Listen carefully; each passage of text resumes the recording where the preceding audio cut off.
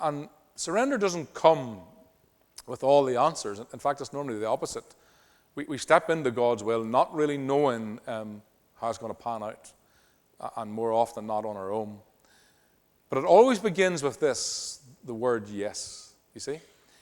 If you have got used to saying no in your Christian life, it's the opposite of surrender, isn't it? It's what we say no to things. But what does Mary say?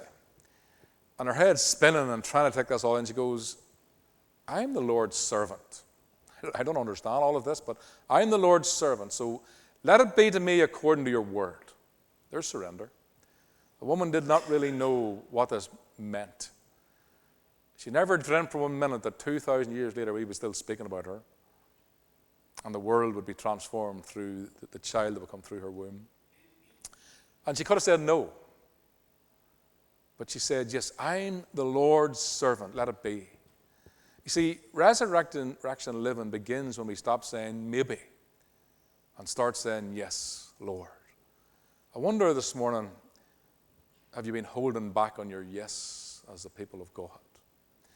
Maybe you're not saved this morning, and he's been calling you to be saved, and you say, just not yet, Lord.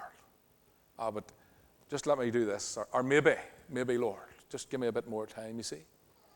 Or maybe he's been calling you to serve in an area as a believer, and you just keep putting it off and saying, Lord, just not yet, maybe. You see, that's what it is. God may be telling you to go and bless someone. Maybe, Lord, and that person in need.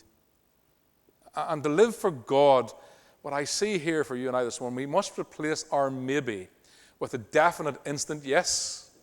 And that's what I see. That's what surrender is. When the Lord asks us to do something, it's yes, Lord.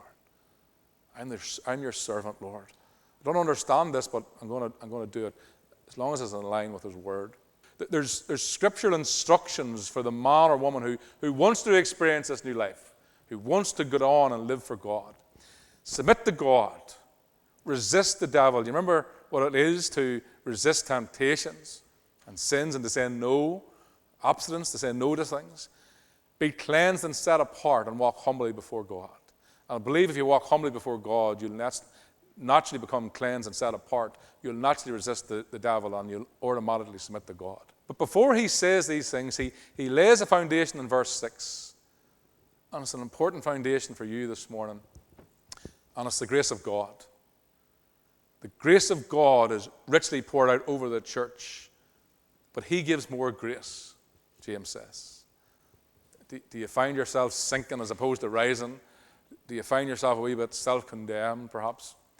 Well, there's so much grace poured over your life that we have every right to walk in full confidence of the finished work of Christ with no condemnation.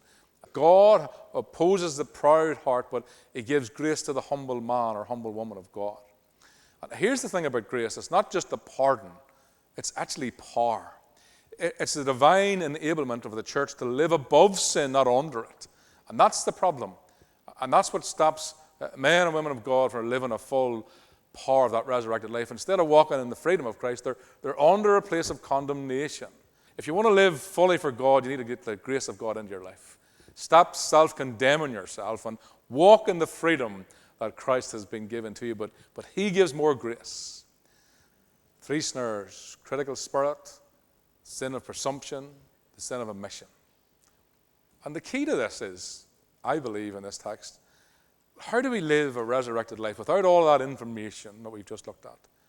Humble yourselves before God, and he will lift you up, resurrect you.